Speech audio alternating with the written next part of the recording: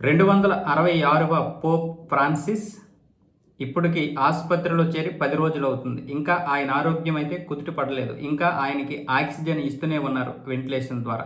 ఆయనైతే ఊపిరి తీసుకోలేనటువంటి పరిస్థితుల్లో ఉన్నారు. ఆయన ఆరోగ్యం అయితే ప్రస్తుతానికి నిలకడగా ఉన్నా కోమాలో ఉండే పరిస్థితి వస్తే ఏంటి?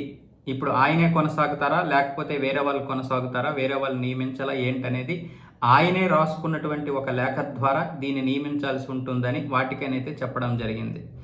ఇది కాకుండా 2013లో ఆయన పోపుగా నియమితులయ్యారు.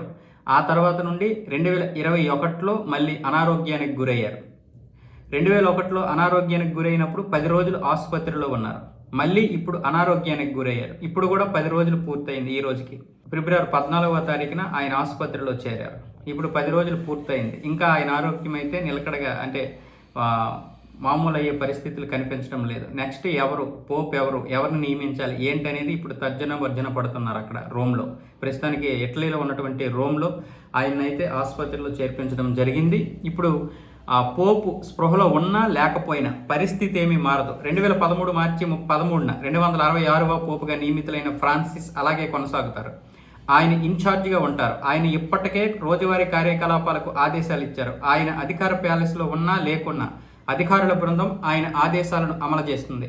వాటికన్ కార్యదర్శి అయిన పియట్రో పారోలిన్ వారికి అధిపతిగా వ్యవహరిస్తారు. ఫ్రాన్సిస్ ఆసుపత్రిలో చేరిన రోజున పారోలిన్ బుర్కినా ఫాసోలో ఉన్నారు. ఆ తర్వాత వాటికన్కు తిరిగి వచ్చారు. ఇతర వాటికన్ కార్యకలాపాలు యథావిధిగా కొనసాగుతున్నాయి. 2025 ఏడాది వాటికన్ పవిత్ర ఉత్సవాలు జరుగుతున్నాయి. సెయింట్ పీటర్స్ బాసిలికా చర్చిలో ఆదివారం జూబిలీ ఉత్సవాలకు ఆర్చ్ బిషప్ రైనో ఫిషికెల్లా నేతృత్వం వహించారు. వాస్తవానికి ఇవి పోప్ ఆధ్వర్యంలో జరగాల్సి ఉంది. ఒక బిషప్ అనారోగ్యానికి గురైతే తన పరిధిలోని డయాసిస్లో కార్యకలాపాలు నిర్వహించడానికి నిబంధనలు ఉన్నాయి. అయితే పోప్ విషయంలో అవి లేవు. 2021లో వాటికన్ లాయర్లు పోప్ తాత్కాలికంగా కానీ శాశ్వతంగా కానీ విధులను నిర్వహించలేని పరిస్థితుల్లో ఉన్నప్పుడు అనుసరించాల్సిన నిబంధనలను రూపొందించారు. మరణించిన, రాజీనామా చేసిన పరిస్థితుల్లో అనుసరించాల్సిన వ్యూహాలని అనుసరించవచ్చని సూచించారు.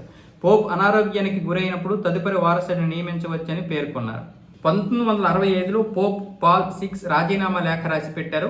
తాను తీవ్ర అనారోగ్యానికి గురైతే దానిని ఆమోదించి కొత్త పోపుని ఎన్నుకోవాలని సూచించారు. అయితే ఆయన ఆ తర్వాత 13 ఏళ్ల పాటు పోపుగానే ఉండి మరణించారు. ఆ లేఖ అవసరం అప్పుడు రాలేదు. మరి ఇప్పుడు ఏంటి పరిస్థితి అనేది ఇప్పుడు మల్లగుల్లలు అయితే పడుతున్నారు ఇక్కడ. ఇప్పుడు పోపు ఇంకా ఒకవేళ కోమాలోకి వెళ్ళిపోయినా లేకపోతే నడవలేని మాట్లాడలేని పరిస్థితిలో ఉంటే ఏంటి పరిస్థితి అనేది.